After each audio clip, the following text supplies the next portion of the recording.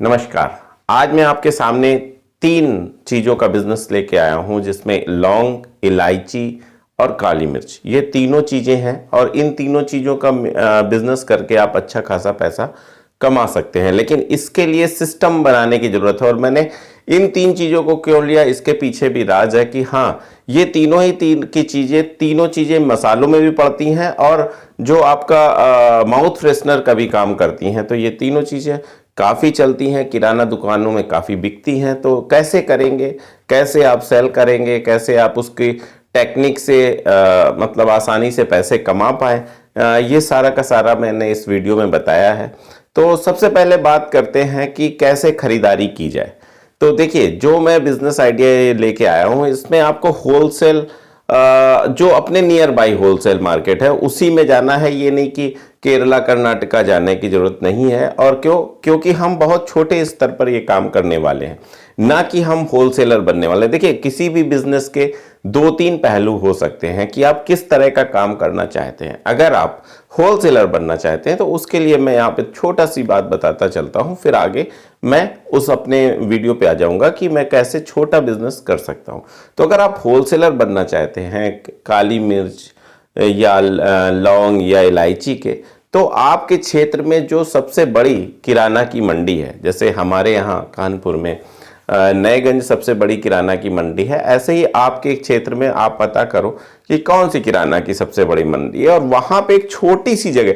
देखिए, पूरी दुकान में लेने की बात नहीं कर रहा हूं, मैं ये नहीं कह रहा हूं कि आप जाके वहां पर पूरी दुकान मिल जाएगी, क्योंकि वो बहुत कॉस्टली होती है जो भी होलसेल में होती है।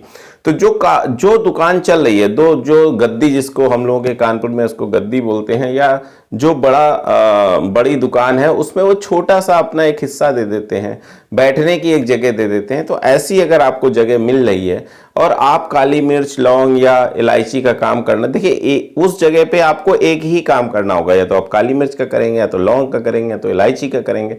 और आप देखिए कि आपके क्षेत्र में कितने लोग इस काम को कर रहे हैं, जो आप काम तीन में से जो आपने सेलेक्ट किया है।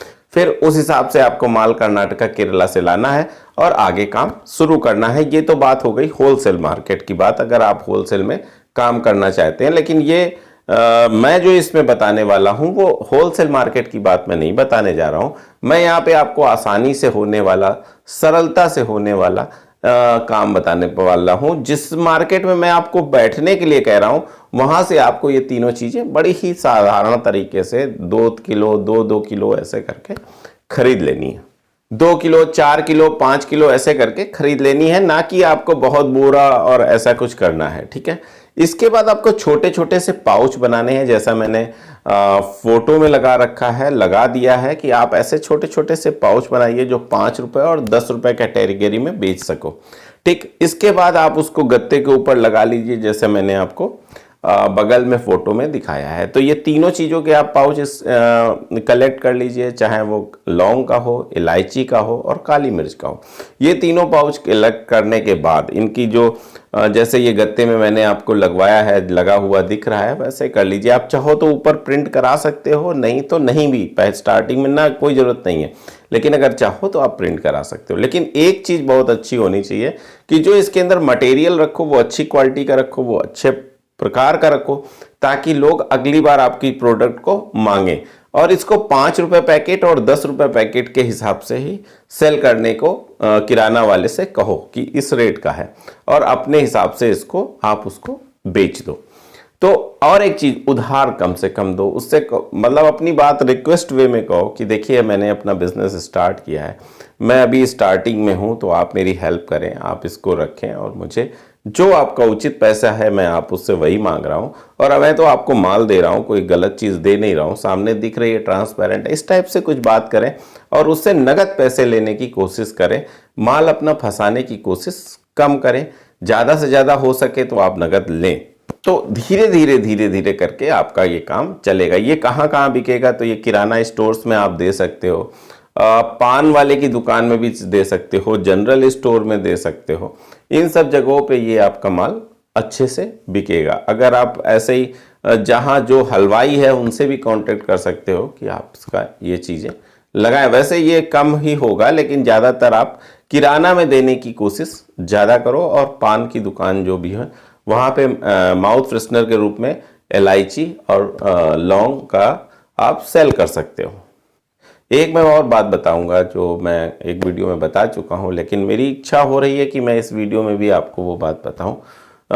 3 दोस्त थे जो मैं बार बार आपसे बोलता हूं, क्योंकि जो बिजनेस का डर है ना, वो डर क्यों है? क्योंकि अज्ञानता है कि यार पता नहीं कैसे होगा, क्या होगा। तो मैं उस चीज को भी क्लियर करता चलूं कि 3 दोस्त थे मान लीजिए, और तीनों एक स्विमिंग पूल के किनारे बैठे हों और सब देख रहे हैं, तीनों को कुछ नहीं आता, कोई स्विमिंग नहीं आती। जैसे आपको बिजनेस नहीं आता वैसे उनको स्विमिंग नहीं आती। वो देख रहे थे कि बड़े बड़े लोग बहुत गहरे गहरे पानी में तैर रहे थे, जैसे आजकल के लोग बहुत बड़े बड़े बिजनेस कर रहे हैं, बहुत बड़े बड़े बातें करते हैं और बहुत सफल हो जाते हैं। तो ऐसे ही देख रहे थे। तो एक में बहुत अंदर से जोश आया, जैसे मान लीजिए मैं आपको बता रहा हूँ और आपके अंदर एकदम से जोश आ जाए, तो वो क्या हुआ, और उसने क्या किया कि उस पानी में छलांग लगा कि मैं भी तैरूंगा। तो उसका क्या अंजाम होगा? उसका अंजाम ये होगा कि वो डूब जाएगा। क्यों? क्योंकि अभी उसने तैरना नहीं सीखा है, सिर्फ जोश आ गया क्योंकि वो लोग तैर रहे थे और मैं भी तैर सकता हूं, ऐसा जोश आया और उसने कूद गया। तो परिणाम 100% असफलता ही हो गई। ये आपका क्लियर कट है कि अगर आपने उसको समझा नहीं, अगर आपने उसको सीखा नहीं, बिजनेस को जाना नहीं, तो परिणाम 100% असफलता ही होगा। दूसरे दोस्त ने क्या किया कि डर गया, यार मेरे बस का नहीं है, इतने गहरे पानी में उतरना, इतनी मेहनत करना, इतनी तरह से तैरना मेरे बस का नहीं है। यानी कि वो व्यक्ति जो ये सोच जाता है कि यार ये बिजनेस मेरे बस का नहीं है, मैं नहीं कर पाऊंगा, मेरे बस का तो है ही नहीं, तो दूसरे भी रुख में वो परिणाम असफलता ही है। यानी वो व्यक्ति बिजनेस में सफल हो ही नहीं सकता, क्योंकि उसने पहले ही मान लिया कि वो चीज नहीं कर सकता है। और तीसरा व्यक्ति जो समझदार था, जो जानता था बिजनेस कैसे करना चाहिए, तो वो किनारे जाता है, जो तैर रहे होते हैं, जो वो वापस आते हैं तो उनसे पूछता है कि भैया आप कैसे तैर पा रहे हो, आप कैसे तैर लेते हो, आपने स्टार्ट कैसे किया? तो वो बताते हैं कि वहाँ पे जो वो कोच बैठे हैं उन्होंने मुझे सिखाया कि कैसे तैरना चाहिए, कैसे जाना चाहिए, कैसे आना चाहिए। आप भी उनके पास चले जाओ, वो आपको बताएंगे कि कैसे क्या करना चाहिए। फिर ऐसे ही बिजनेस में भी है कि जो व्यक्ति बिजनेस कर रहा है उससे कुछ कंसल्ट लो। मैं जानता हूं कि पहला व्यक्ति नहीं बताएगा, दूसरा नहीं बताएगा, तीसरा नहीं कोई ना कोई ऐसा मिलेगा जो आपको उस बिजनेस के बारे में, जो बिजनेस आप करना चाहते हो उसके बारे में बताएगा।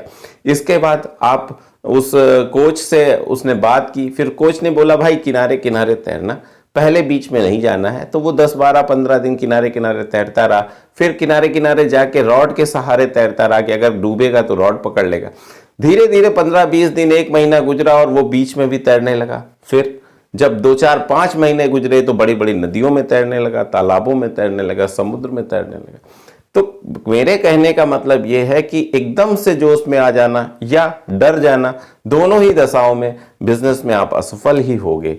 लेकिन अगर आप समझदारी से काम करोगे, अगर आप सीख के काम करोगे, अगर समझ के काम करोगे, जिन्होंने ये काम किया है उससे बात करके काम करोगे, उनसे नॉलेज लोगे। मैं ये नहीं कहता कि पहले ही व्यक्ति जिस फील्ड में आप जा रहे हो उस फील्ड का जानकार आपको पहले ही व्यक्ति आपको समझा देगा, बता देगा, नहीं बताएगा। लेकिन 2, 4, 10, 15, 20 से जब आप बात करोगे, पीछा नहीं छोड़ोगे, तो जरूर आपको एक ऐसा व्यक्ति मिल जाएगा जो उसकी बारीकियों को समझा देगा, उसकी बारीकियों को सिखा देगा। फिर आप स्टार्ट करो, धीरे धीरे स्टार्ट करो और फिर एक दिन एक बड़े बिजनेसमैन जरूर बनोगे। मुझे लगता है कि आपको ये वीडियो अच्छा लगा होगा, और जो लौंग, इलायची और काली मिर्च का काम है वो जरूर आप करो, सफलता मिलेगी। धीरे धीरे ऐसे ही प्रैक्टिस करने से ही आप एक अच्छे बिजनेसमैन बनोगे। अगले बिजनेस आइडिया तक मैं आपसे विदा चाहता हूँ। तब तक के लिए नमस्कार।